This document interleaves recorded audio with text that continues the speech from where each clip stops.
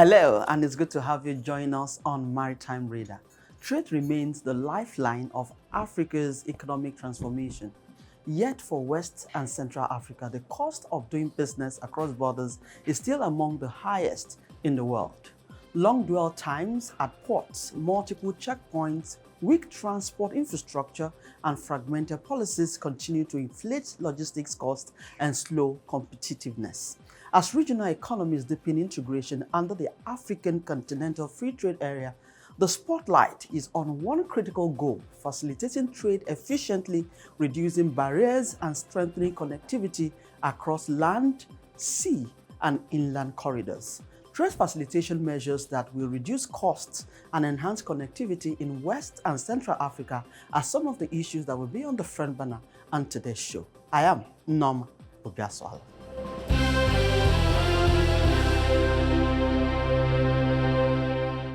At the heart of this drive lies the need for modern customs systems, digitalized border operations, and coordinated regional transport policies that cut across delays and costs.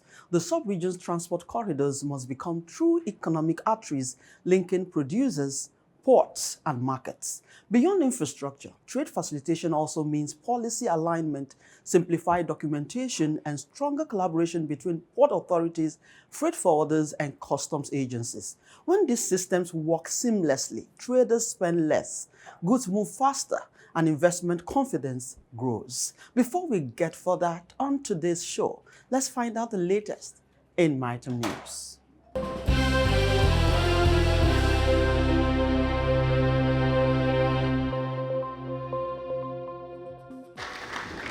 Stakeholders in the Nigeria's maritime sector have gathered in Lagos to discuss issues critical to strengthening the industry's contribution to national development. The renewed engagement aims to address gaps in sector-wide coordination and to improve Nigeria's standing within the regional maritime environment. The Minister of Marine and Blue Economy, represented at the event, called on stakeholders to use the platform to examine emerging opportunities across shipping, port services, maritime technology, ocean energy, fisheries, aquaculture, coastal tourism, logistics, and other aspects of the blue economy. One of our defined achievements is the launch of the National Policy on Marine and Blue Economy, the first of its kind in the western region of Africa. This pioneering policy offers a comprehensive roadmap for sustainable maritime development, covering shipping, fishery, aquaculture, coastal tourism, offshore energy, maritime services. It aims to expand our economic base, reduce dependency on crude oil, and position Nigeria as a continental leader in marine innovations and blue economic governance. It's an industry event that combines both the private and the government sector. And our aim has always been, let's have a voice, because the associations have been proliferated. And this is the only avenue for us to have a voice so that the government can know where the shoe actually pinches. All that the government agencies is going to do is to endorse that this is the industry. It must be private sector driven event. And it is not even about an event and conference. Private sector, public sector, it's one and the same, isn't it? But it must be private sector driven. In a bid to address the challenges of trade malpractices, the increasing cases of extortion by government officials at the ports, the pervasive culture of bribery and corruption within the international trade and cargo clearance value chain, the Freight Anti-Corruption Vanguards of Freight Forwarders of Nigeria, in a press conference in Lagos, has announced its operational structure. The initiative, in partnership with the Independent Corrupt Practices and Other Related Offences Commission (ICPC), aligns with the federal government's Renewed Hope agenda, which prioritizes anti-corruption and institutional reforms as key drivers of economic growth. The association's mission is to adopt preventive anti-corruption strategies to address corrupt practices at the source. These reforms will promote compliance, honest declarations, and safeguard the integrity of freight forwarders' operations. Our assessment of the roles of economic operators, government agencies, and service providers within the cargo clearance value chain reveals that addressing only the symptoms of corruption while leaving its root causes unaddressed has allowed the negative trends in the industry to persist. It is essential to state unequivocally that the objectives of the 2006 port concession and related reform program designed to create a user-friendly, competitive, efficient, corrupt-free, and cost-effective port system have remained largely unrealized. As a result of these avoidable systematic failures, cargo diversion to neighboring countries has continued to surge to alarming levels.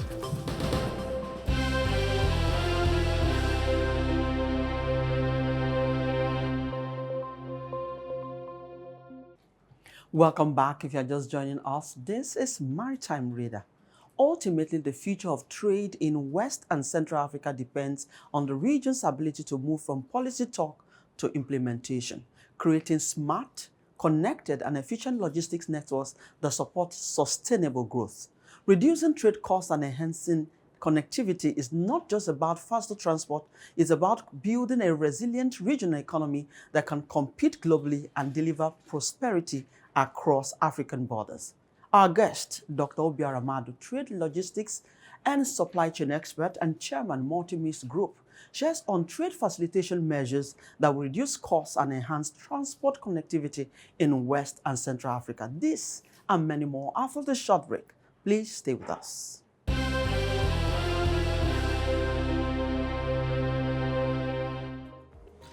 So it's good to have you join us again on the show. Thank you. Okay, so let's start this conversation looking at key trade facilitation measures you believe are most urgent in reducing logistics costs and improving transport efficiency across the West and Central African states. Yeah, I think the best place to start is from looking at what the whole thing is all about. Trade facilitation. We're talking about transparency. We're talking about simplification. We're talking about harmonization. These are the three pillars of Trade facilitation. and what is the whole objective? To make life easier for those who trade. Because if there's transparency, before you start trading, you can do your calculation and know whether you are making profit or not, or whether you so there will be predictability also under that. Then when you get to simplification, you take a look at the whole thing. Is there any way we can make these things simpler? For example, by reducing the number of documentation or the number of processes and all that. Then in harmonization, where we have a common rule, for example, when you something like the HS code, across the globe, HS code is HS code. Each product has one HS code. That is harmonization. And there can also be harmonization in other ways. For example, if you look at something like Incoterms, if it is FOB, it is FOB. If it is not FOB, it's not FOB. So these are these things that need to make trading easier globally. But is it as easy as that? The answer is no, because harmonization is difficult to come by. You mean in this part of? Yeah, of course, particularly in this part. Then, of course, simplification. What you find is that in some other countries, what happens is that they're adding more documents instead of reducing, adding more processes. For example, the duplicity of having to go from one government agency to another, which is the essence of the single window, where you can upload one single document and every agency will have access to it, and the rest of it. So that is the starting point. Where it is not happening, then those who are involved in trade will have a problem. Okay, so how do you mentioned three tripod Yes. to be able to ensure trade facilitation. So let us look at harmonizing customs procedures, which is one of the things you mentioned, and digitalizing border operations. How can it transform cross-border trade and minimize bottlenecks in this sub-region? We have identified the issues in terms of simplification and the harmonizing of trade, but how can we just narrow it down now? Now, first of all, we're looking at two sub-regions now. We're looking at West Africa, we're looking at Central Africa. Harmonizing custom operations is a regional thing. So if, for example, ECOWAS custom operations are properly harmonized, and in the Central African community, the customs is harmonized, it will make life a whole lot easier. For example, in ECOWAS, you have common external tariff. There's so much. ECOWAS has existed for so long that a lot of what we are still talking about now, we shouldn't be talking about. I mean, talk to people who have had to move goods from Nigeria, like across to Ghana, beyond Ghana, and the rest of them. So it starts with the modernization of customs. Because it's not in a situation where you pass one country, the customs, they are fantastic, everything is technology, and then you move to the next one, it is analog. So if you have a common custom practice across, common custom regulation, it will help so that, first of all, when I'm leaving, I can predict. That brings the transparency aspect of trade facilitation. I can predict that this is what I'm going to go through. If people tell you their experience, some kind of payments they make in the French-speaking countries, if they are moving along this it tells you that, of course, ECOWAS has never been one community. It has always been English-speaking ECOWAS and the French-speaking ECOWAS. So under that kind of circumstances, it's difficult to have a very harmonized. Okay, but this language barrier you've identified here, the Bible said, can two work together except they agree? Do you see this language as a serious barrier to be able to fix these trade facilitation issues? Well, it might be an issue, but it shouldn't really be. It shouldn't, because custom operations is not language, it's not English, it's not French. Okay. These things are, if it's written in English, it's translated into French and vice versa. So those are not the issues. It is, I think it's purely attitudinal and people not wanting to really contribute to a whole. Okay. So minding our own business and trying to make sure that things work properly. It's more of that than language. It's not language that is the issue. And then also, the World Customs Organization started all this modernization with rules and the rest of them. But then again, when you get to countries, particularly in the regions we're talking about now, you want to bring in technology. Technology cannot operate itself. It's going to be, because the biggest challenge is to remove this facial contact. Human interface. This human interface, that is the biggest challenge. Okay. So the people who you want to stop that will have to accept that will happen. Otherwise, you're wasting your time. Because that is the way that, and that also aids corruption. That is which the thing. Fuels in corruption that they don't want to. They don't want to let go. So, what other challenges have you identified in the corridor that is hampering trade facilitation, aside from people not accepting this human interface element to go? You see, let me tell you something about trade. Anything that affects trade flow increases cost. Anything that affects trade flow increases cost. Bad road affects trade flow. It increases cost. Slow operations at borders affect trade flow. It increases cost. Checkpoints. The number of checkpoints between Lagos here and Badagry, it slows trade flow. It increases cost. All of them put together affect competitiveness.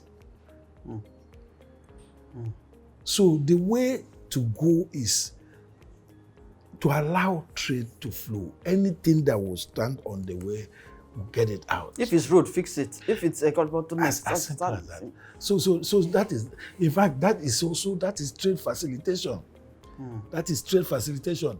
If you could, because we're talking about trade facilitation making life easy for those who are. So if you are to fix all these things, I think there will be a lot of this. Fixing it, how easy is that? That will be another question. So, but many corridors in West and Central Africa still face poor infrastructure. You mentioned road and long transit times. What practical policy interventions, so let us bring government to it now, can bridge this gap and strengthen multimodal transport connectivity across the states? There are several modes of transport: road, rail, sea, air. Now, the sea is a very, very big opportunity. Of course, 90% of the world cargo Trade by sea. By sea. So, I am not aware that there are regular coastal lines in West and Central Africa that move cargo. So what does that mean? It forces a lot of the cargo moving around this region to go by road. Because we don't even have rail. And even by road, it's a nightmare. We can't talk about train. This is exactly why East Africa is one of the most integrated regions in Africa, because rail, this thing passes through most of the country. And I for nearly 30 years, ECOWAS, I think 25 years or so going, you mean it wasn't possible to put a rail track? We are not even connected. Just straight, it's a straight one on this Lagos-Abidjan corridor. If you were to have the rail, you have the road, and then you have the sea, life becomes easier. Multimodalism will become possible. Since we don't even have the basis, we don't have good road, we don't have rail, we don't have connected coastal water to use our sea, and I don't know how air works here, using flight to be able to connect trade. So is that not the starting point? So what do we even have business talking about trade, looking at this infrastructural challenges? Are we qualified to even talk about trade in this region? You must talk about trade, even if there are 25 blockages.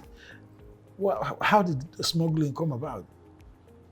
Because the truth is that products that are in excess in one place must flow to the area of deficiency.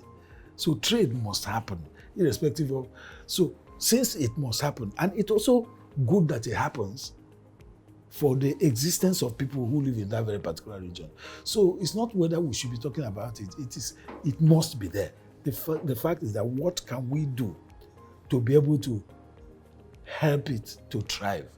Oh, okay, we'll look more about this infrastructure deficit and the role of the public and private sector, but that will be after this short break.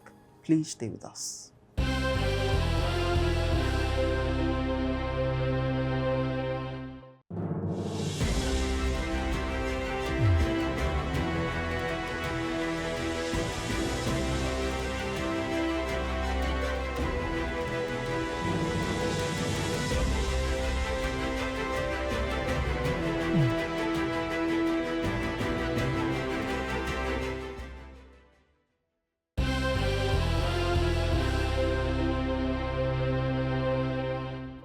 Welcome back. If you're just joining us, this is Maritime Read, and I still have with me Dr. Obiora Madu. Before we went on that break, we were talking about the infrastructural deficit in the West and Central Africa. And my next question will be, what role should public-private partnership play in addressing this infrastructural deficit and sustaining trade facilitation reforms in the region? Obviously, PPP has played a very big role in so many nations. How far can it go in West and Central Africa? I do not know. My fear or my challenge is with the fact that when one government moves and another government comes in, the new government will jettison most of the agreements reached by the other government. We all say that government is a continuum. We all know, okay, but in real practice, we know what is going on. So that is the major challenge.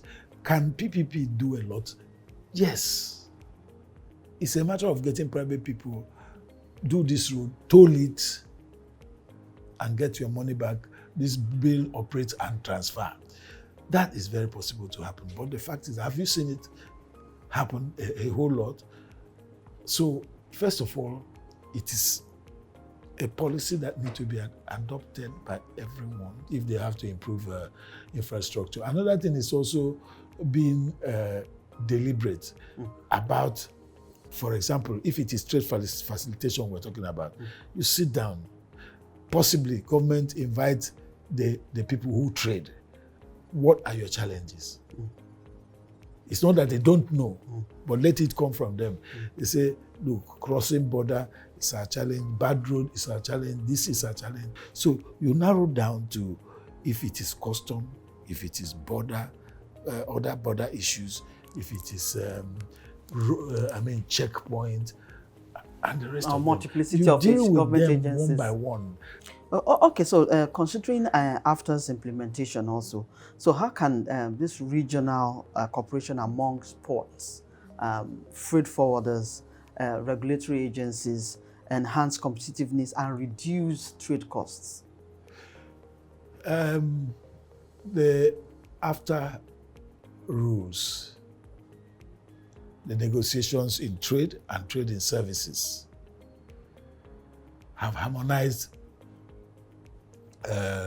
trade within the region to improve intra-African trade and, of course, to also create the biggest single market in the world. But how easy is it going to work? If you ask me, non-trade barriers are very, very strong. Non-tariff barriers. Because if it is tariff, okay, we have crashed the tariff, that one you say it, and then everybody says, okay, but then there are things I have in mind about you, and I say, come over, let's see how it goes. So that is where the challenge is. And for me, that is the biggest elephant in the room as far as AFTA is concerned. So what is the way forward? Because we must have to start. We can't continue to do we just have to start looking at the lofty and beautiful idea of AFTA. Harmonization. You know, like I said, AFTA is like a goat that is fed by many people. Such goats die of hunger because everybody will be assuming maybe the other person has fed it, maybe the other person has fed it. There need to be unity of purpose. And I mean very, very strong unity of purpose among the leaders. Is it the trade ministers, the heads of state? They have different levels of decision making.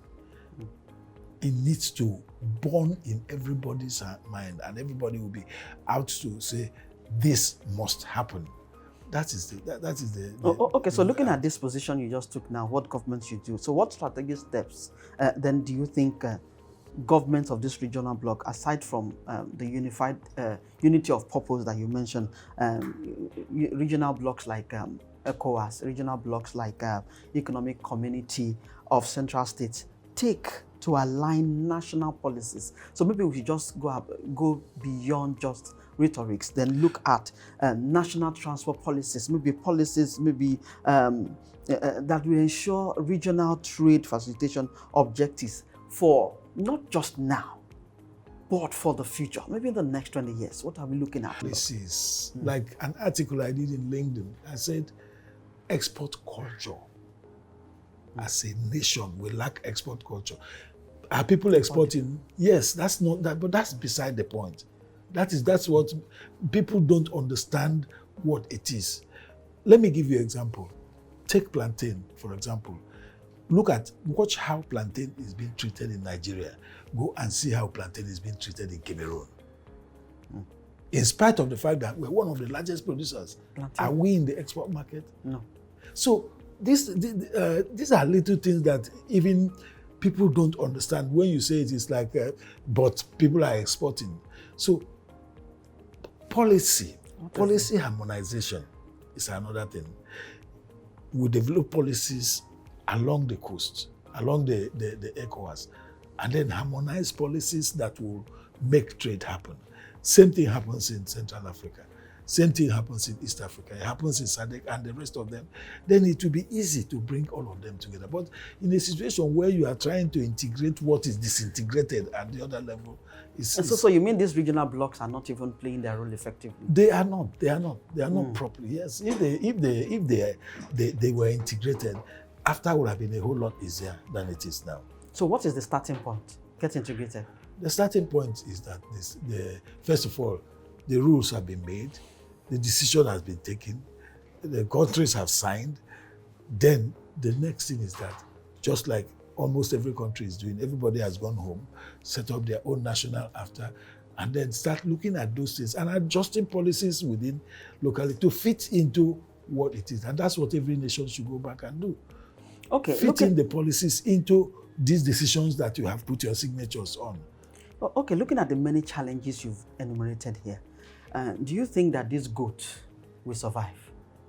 Which the goat, you said there's a goat that many people, many countries assume that is being fed. If we set up a timetable for feeding the goats, okay, then there will be no challenge.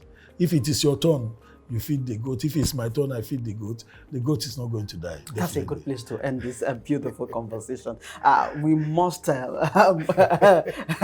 that this timetable is fixed, exactly, and everyone take their turns to ensure that this goat is fed so it will not die. It's been Dr. Obiora Madu. He is a trade, logistics, and supply chain expert. He's also chairman Multimeans Group. It's always a pleasure talking to you. And I love that good narrative that sends home the story. Thank you very much again once for your time. My pleasure.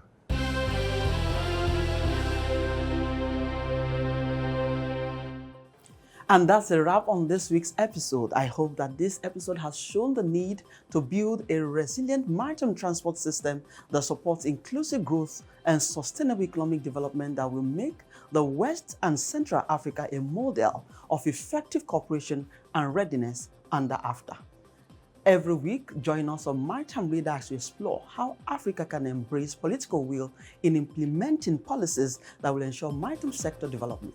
You can also explore the latest in maritime news and industry insights right here. I am Norma Obiaswala. Many thanks for your time and see you again next week.